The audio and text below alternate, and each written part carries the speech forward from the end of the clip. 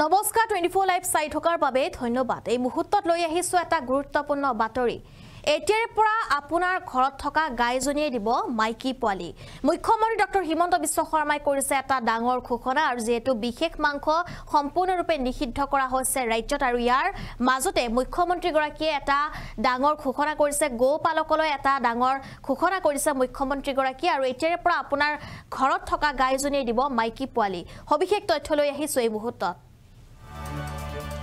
এতিয়াৰ পৰা আপোনাৰ গাইজনীয়ে জন্ম দিব মাইকী পোৱালি আৰু বিশেষ মাংস নিষিদ্ধৰ মাজতে গোপালকলৈ বৃহৎ ঘোষণা। এতিয়াৰ পৰা আপোনাৰ গাই গৰুৱে কেৱল মাইকী পোৱালিহে জন্ম দিব। মুখ্যমন্ত্ৰী ডাঙৰ মন্তব্য এবাৰ গোপালকলৈ ডাঙৰ এয়া ঘোষণা। গোপালকসকলক যোগান ধৰা হ'ব বিশেষ গো প্ৰজনন বাবে জন্ম দিব এতিয়া আপোনাৰ পৰা গাইজনীয়ে কেৱল মাইকী পোৱালি আৰু এই টিকা দিয়াৰ পিছতে জন্ম দিব আপোনাৰ গাইগৰাকীয়ে মাইকী পোৱালি আৰু গো মিত্ৰসকলে চলাই আছে এই আঁচনি।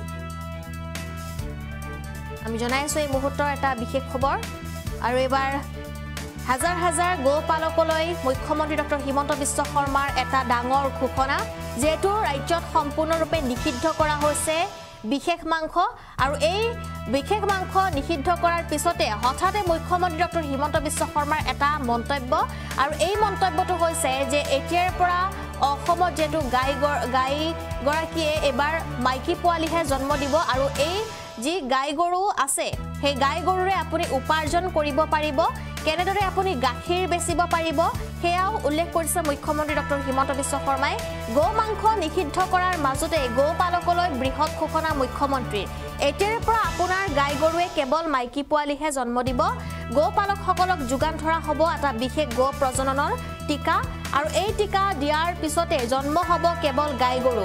গো মিত্ৰসকলে চলাই আছে এই আঁচনি আৰু গো মাংস নিষিদ্ধৰ মাজতে গোপালকলৈ এয়া বৃহৎ এক মন্তব্য কৰা হৈছে, বৃহৎ এক ঘোষণা কৰা হৈছে। মুখ্যমন্ত্ৰীগৰাকীয়ে এটা বৃহৎ ঘোষণা কৰিছে যেহেতু ৰাজ্যত বৰ্তমান গো মাংসক লৈ যেহেতু তীব্ৰ সমালোচনা চলি আছে বা তীব্ৰ বাক্যবান চলি আছে একাংশ মন্ত্ৰী আৰু বিৰোধীৰ মাজত, কিন্তু ইয়াৰ মাজতে মুখ্যমন্ত্ৰীগৰাকীৰ এটা হঠাৎ মন্তব্য এতিয়া তোলপাৰ লগাইছে অসম, কিয়নো গোপালকলৈ এবাৰ মুখ্যমন্ত্ৰী ডক্টৰ হিমন্ত বিশ্ব শৰ্মাৰ এটা ডাঙৰ মন্তব্য, এটা ভাল খবৰ ৰাজ্যৰ গোপালকসকলৰ বাবে মুখ্যমন্ত্ৰীয়ে কৰিছে এটা ভাল খবৰ দিছে মুখ্যমন্ত্ৰীগৰাকীয়ে। এতিয়াৰ পৰা ৰাজ্যৰ গোপালকসকলে যেহেতু এটা টিকা ল'লেই সেই আপোনাৰ ঘৰত থকা গাই গৰুজনীয়ে মাইকী পোৱালি দিব পাৰিব। ৰাজ্যৰ গোপালকসকলৰ বাবে এটা ডাঙৰ খবৰ, এতিয়াৰ পৰা গাই গৰুৱে জন্ম দিব কেৱল মাইকী পোৱালি। এনেদৰে মন্তব্য কৰিছে মুখ্যমন্ত্ৰী ডক্টৰ হিমন্ত বিশ্ব শৰ্মাই। গোপালকসকলক যোগান ধৰা হ'ব বিশেষ গো প্ৰজনন টিকা, বিশেষ গো প্ৰজনন টিকা দিয়া হ'ব আৰু এই টিকা দিয়াৰ পিছতে জন্ম হ'ব কেৱল গাই গৰু, কেৱল গাই গৰু জন্ম হ'ব আৰু সেই গাই গৰুৰে আপুনি টকা উপাৰ্জন কৰিব পাৰিব আৰু গো মিত্ৰসকলে চলাই আছে এই আঁচনি।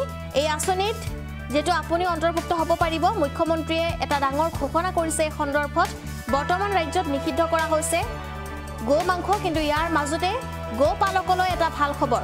গোপালকসকল এতিয়াৰ পৰা এটা কাম কৰিব পাৰিব। এতিয়াৰ পৰা গাই গৰুৱে জন্ম দিব কেৱল মাইকী গৰু আৰু মাইকী গৰু যেহেতু জন্ম দিব এতিয়া গাই গৰু, তাৰ পাছতে আপোনালোকে 2 টকা উপাৰ্জন কৰিব পাৰিব। এই সন্দৰ্ভত মুখ্যমন্ত্ৰীগৰাকীয়ে উল্লেখ কৰিছে আপোনালোকে কেনেকৈ 2 টকা উপাৰ্জন কৰি আত্মনিৰ্ভৰশীল হ'ব পাৰিব সেই কথা উল্লেখ কৰিছে মুখ্যমন্ত্ৰীয়ে।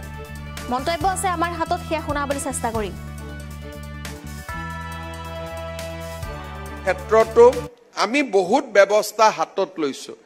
এতিয়া আমি ইমানলৈকে বৈজ্ঞানিক চিন্তাধাৰা আনিছো যে আমাৰ ভেটেনাৰী ডিপাৰ্টমেণ্টৰ গোপালকসকলে আপোনালোকৰ গৰুত বেজী দিব আৰু সেই বেজীটোৰ ফলত সদায় আমাৰ গাই গৰুৱে জন্ম হ'ব, কেতিয়াও ষাঁড় গৰু জন্ম নহয়, যাক আমি ছেক্স চৰ্টেড চিমেন বুলি কওঁ।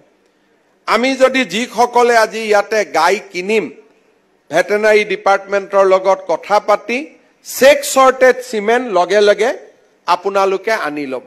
আমাৰ গোপালক গোমিত্ৰসকলে এই আঁচনিটো চলাই আছে, চৰকাৰে পুঁজি দিছে। আমি কিমান গৰু কেতিয়ালৈকে দিব পাৰিছো তোলা ছেক্স চৰ্টেড চিমেন?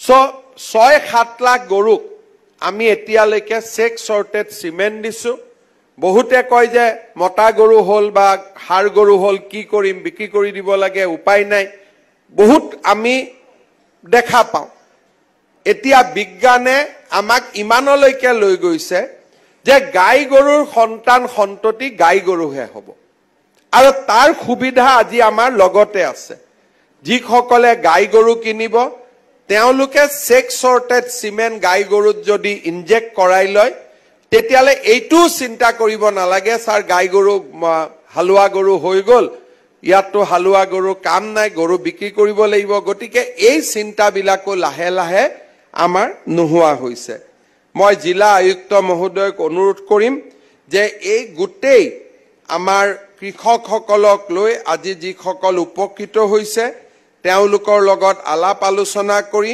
টকাখিনি যাতে শুদ্ধ ব্যৱহাৰ হয় তাৰ বাবে প্ৰচেষ্টা কৰিব গৰুৰ গোবৰেদিও আজিকালি আমি বায়োগেছ বনাও আজি আমাৰ বায়োগেছ আৰু বায়ো সিএনজিৰ ক্ষেত্ৰত লাহে লাহে ভাৰত এক বিশ্ব মহাশক্তিত পৰিণত হ'ব গৈ আছে